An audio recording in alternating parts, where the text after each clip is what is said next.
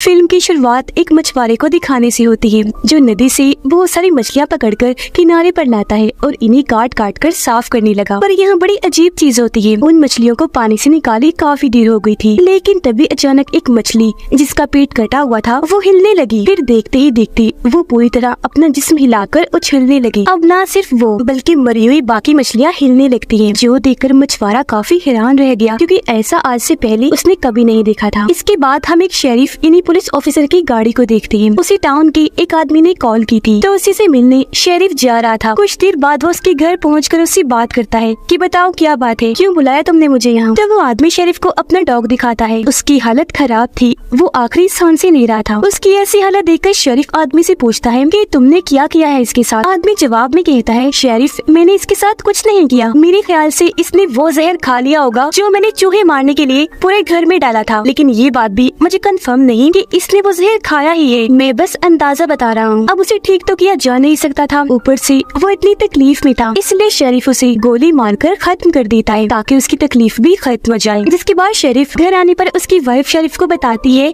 कि हमारे बेटे जोसेफ को पुलिस ने गिरफ्तार कर लिया है और साथ में तुम्हारे लाडले बेटे को भी। असल में शेरिफ का वो सगा बेटा था और उसकी वाइफ का सुतेला, जिसे वो शेरिफ का लाडला कह रही थी। अपने सुतेले बेटे को वो पसंद नहीं करती थी क्योंकि उसकी हरकतें ही अजीब थी। कहती है कि हमारे दोनों बच्चे ही पुलिस की हिरासत में हैं, तो आप जल्दी कुछ कीजिए, फौरन पुलिस स्टेशन जाइए और उन्हें छुड़वा कर ले आइए। जिस पर शेरिफ कहता है, मैं जल्दबाजी से काम नहीं लेता, अभी सब्र कर जाओ। जो कहने के बाद शेरिफ वहाँ से अपने डैड के पास जाने के लिए निकल जाता है। शेरिफ का डैड वही मछुआरा था जिसे हमने शुरुआत में देखा। शेरिफ जब वहाँ पहुँची तो डैड उसे वो मछलियाँ दिखाते हैं जो मरकर दोबारा जिंदा हो गई थी, अजीब तरह से कूद रही थी। ये चीज शेरिफ ने भी पहली बार देखी थी। वो कहता है कि आप इतना मत सोचिए इस बारे में, चलो इन मछलियों को जला देते हैं। पेट्रोल कैन निकालने के लिए वो अपनी गाड़ी के पास गया, गाड़ी की डिग्गी खोली तो हैरत, वो डॉग जिसे कुछ देर पहले ही शेरिफ ने मारा था वो दोबारा जिंदा हो गया था और उस पर हमला कर देता है। तब शेरिफ जैसे तैसे अपनी जान बचाने के लिए पीछे हटा और उसे दोबारा गोली से उड़ा देता है। इस बार गोली उसके सर पर लगी थी तो डॉग अब आखिरकार यहाँ मारा जाता है। उसके मरने के बाद शेरिफ के डैड उन मछलियों और डॉग को एक चीज में डालकर आग लगा देते हैं ताकि इन मुसीबतों का जड़ से ही खात्मा हो जाए जो मर कर दोबारा जिंदा हो रही है। जिसके बाद शेरिफ यहाँ से निकल गया। वो सबसे पहले पुलिस स्टेशन जाता है अपने बच्चों को आजाद करवाने के लिए। अब शेरिफ के बेटे जिस सेल में बंद थे वहाँ उनके साथ एक आदमी को भी रखा गया था जिसकी कल रात से बहुत बुरी हालत थी, वो उल्टियाँ किए जा रहा था। उसकी ऐसी हालत देखकर शेरिफ का बेटा कहता है कि तुम मर क्यों नहीं जाते। जिसके कुछ ही देर के बाद वो आदमी खून की बड़ी बड़ी उल्टियाँ कर देता है, जो देखकर शेरिफ के दोनों बेटे काफी घबरा गए। वो जल्दी से दरवाजे के पास आकर सेल का दरवाजा पीटने लगे और बाहर से मदद मांगने लगते हैं। उनकी आवाज सुनकर शेरिफ यानी उनके डैड और एक पुलिस ऑफिसर वहाँ जल्दी से आए और सेल का दरवाजा खोलकर अंदर आ जाते हैं। पुलिस वाला जब आदमी की ऐसी हालत देखता है तो उसे लगा कि इन दोनों ने जरूर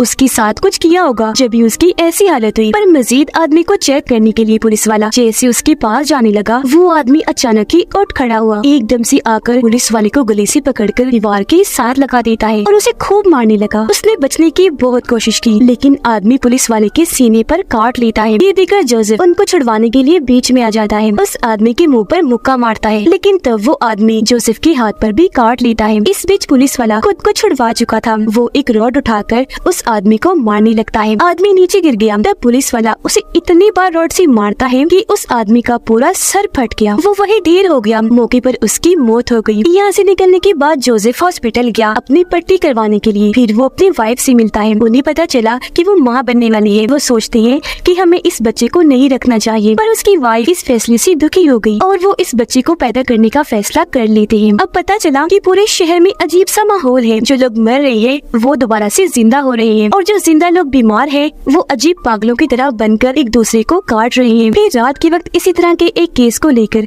शेरिफ के पास कॉल आई जिसमें एक औरत ने अपने छोटे से बच्चे को जो भी पैदा ही हुआ था उसे काट लिया। शेरिफ को काफी हैरानी हुई, वो फौरन उस औरत के घर के लिए निकल गया।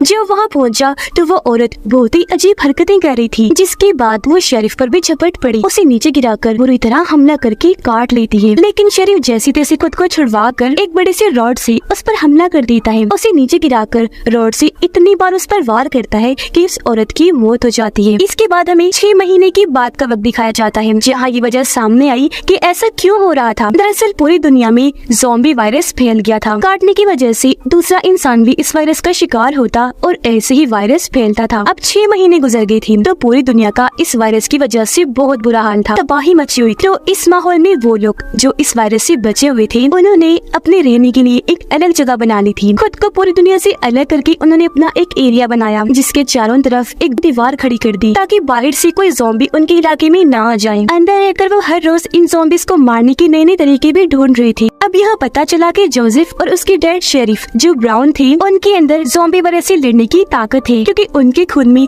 खास किस्म की खूबी थी जिस वजह से वो हर बार ही ज़ॉम्बीज़ के काटने के बाद भी बच जाया करते थे, क्योंकि उनके जख्म बहुत जल्दी भर जाते और वायरस जिसमें भी नहीं फैलता था। ये खूबी तकरीबन सभी ब्राउन लोगों में थी लेकिन व्हाइट लोगों में नहीं थी। यही वजह है कि हर बार ज़ॉम्बीज़ के काटने की वजह से वो वायरस से लड़ नहीं पाते और ज़ॉम्बीज़ बन जाते हैं। अब शेरिफ का दूसरा बेटा यानी जोसेफ का सुतीला भाई व्हाइट था, लेकिन वो खुद व्हाइट लोगों के खिलाफ था और किसी भी व्हाइट इंसान जो बाहर जिंदा है अंदर आने नहीं देता था, क्योंकि उसका मानना था कि अगर यहाँ कोई इस वायरस का शिकार हुआ तो अंदर के सभी व्हाइट लोग भी इस वायरस की लपेट में आ जाएंगे। अब आज भी एक लड़की जो जिंदा बची हुई थी उसे इस एरिया में लाया जाता है, पर उसे तो एक ज़ॉम्बी ने काटा हुआ था, पर वो ये बात किसी को नहीं बताती बल्कि चुपचाप यहाँ रहने लगती है। जोसेफ और उसकी वाइफ काफी परेशान लग रहे थे क्योंकि वो इस बारे में बात कर रही थी कि हमारा बच्चा जो अभी उसकी वाइफ के पेट में है पता नहीं वो इस वायरस से बचा हुआ है या नहीं, क्योंकि उसकी वाइफ डरी हुई थी। वजह ये थी कि वो खुद व्हाइट है और उसने कई सारे ऐसे केसेस देखे थे जिनमें बच्चा माँ के पेट में इस वायरस का शिकार हो गया और अंदर ही अंदर उसने अपनी माँ को खाना शुरू कर दिया, जिस पर जोसेफ उसे तसल्ली देता है कि तुम इस बारे में इतना मत सोचो।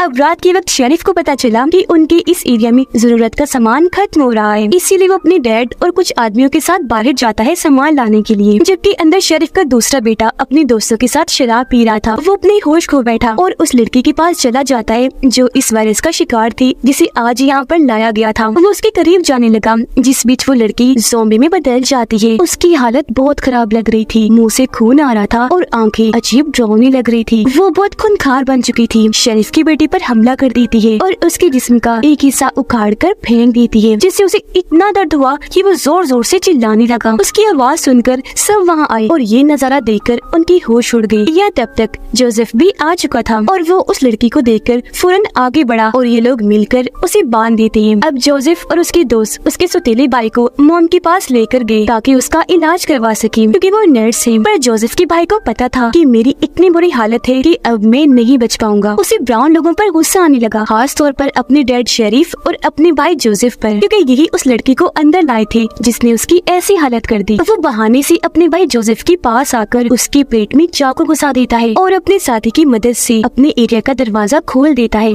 सारे ज़ॉम्बीज़ फौरन भागकर अंदर आ जाते हैं। अब थोड़ी देर बाद शेरिफ अपने एरिया की ऐसी हालत देखकर वो दंग रह गया। रेडियो के जरिए अपनी वाइफ से बात करता है तो वो बताती है कि यहाँ बहुत सारे ज़ॉम्बीज़ घुस आए हैं और हमारे ज्यादातर लोगों को उन्होंने मार दिया है। तकरीबन यहाँ बस 7-8 लोग ही बचे हैं जो एक कमरे में फंसे हुए हैं। तब शेरिफ अपने एक साथी को कहता है कि तुम ऐसा करो, गाड़ी में बैठकर आवाज करके यहाँ से जाओ। गाड़ी की आवाज सुनकर ज़ॉम्बीज़ गाड़ी के पीछे आएंगे और ऐसे हम उनका ध्यान भटका देंगे, लोगों को बचा लेंगे। उस आदमी ने ऐसे ही किया। गाड़ी लेकर जब वो गया तो बहुत सारे ज़ॉम्बीज़ उसके पीछे पड़ गई, जिस बीच मौका पाकर शेरिफ और उसके डैड अंदर गए और बचे हुए लोगों को एक एक करके बचा लेते हैं वहाँ से बाहर निकाल कर। लेकिन जब शेरिफ जोसेफ की वाइफ को बचा रहे थे तो आखिर में खुद पीछे ही रह गई। तब ज़ॉम्बीज़ उन पर एक साथ झपट कर नीचे फेंक देते हैं और पूरी तरह हमला करके नोच नोच कर खाने लगते हैं। पूरी तरह शेरिफ की चीर फाड़ कर दी थी, जिससे वहीं पर उसकी दर्दनाक मौत हो जाती है। अब बचे हुए बाकी लोग बाहर आए और गाड़ी में बैठकर वहाँ से भाग जाते हैं, लेकिन वो सारे शेरिफ की मौत की वजह से बहुत दुखी थे।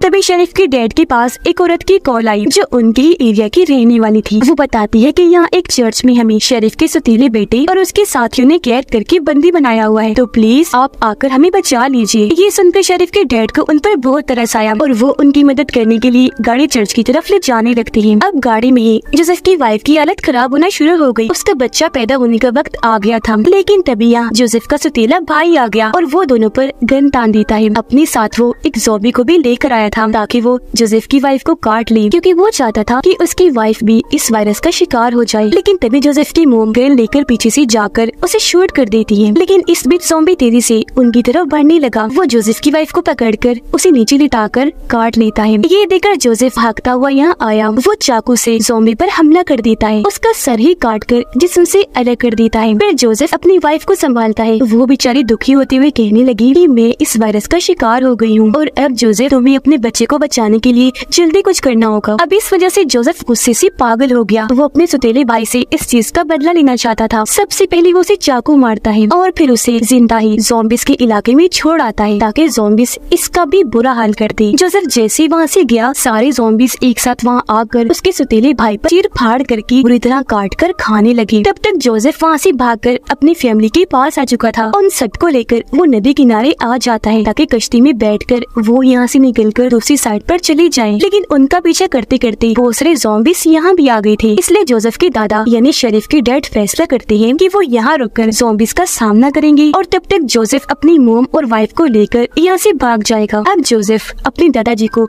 ऐसे अकेले छोड़ना तो नहीं चाहता था, लेकिन उसे मुश्किल फैसला करना पड़ा। वो अपने दादाजी को आखिरी अलविदा कहकर वहाँ से कश्ती में बैठा और ये लोग वहाँ से आगे निकल गए। नदी के बिल्कुल बीचों बीच सुनसान जगह पर एक कश्ती रोकती है ताकि उसकी वाइफ अपने बच्चे को पैदा कर सके, क्योंकि ये सुनसान जगह है। वो चाहे जितना मर्जी चिल्ला ले, ज़ॉम्बीज़ के यहाँ आने का खतरा नहीं है। जिसकी थोड़ी देर बाद हम देखते हैं कि उसका बच्चा पैदा हो गया जो बिल्कुल ठीक सेहतमंद था। कोई भी खतरे वाली बात नहीं थी। जोसेफ अपने बच्चे को अपनी वाइफ को पकड़ाते हुए कहता है, लो अपनी बच्ची, हमारी बेटी पैदा हुई है। और ये लोग कोई महफूज जगह पर जाने के लिए आगे बढ़ रही थी। इस फिल्म की कहानी यहीं पर खत्म हो जाती है।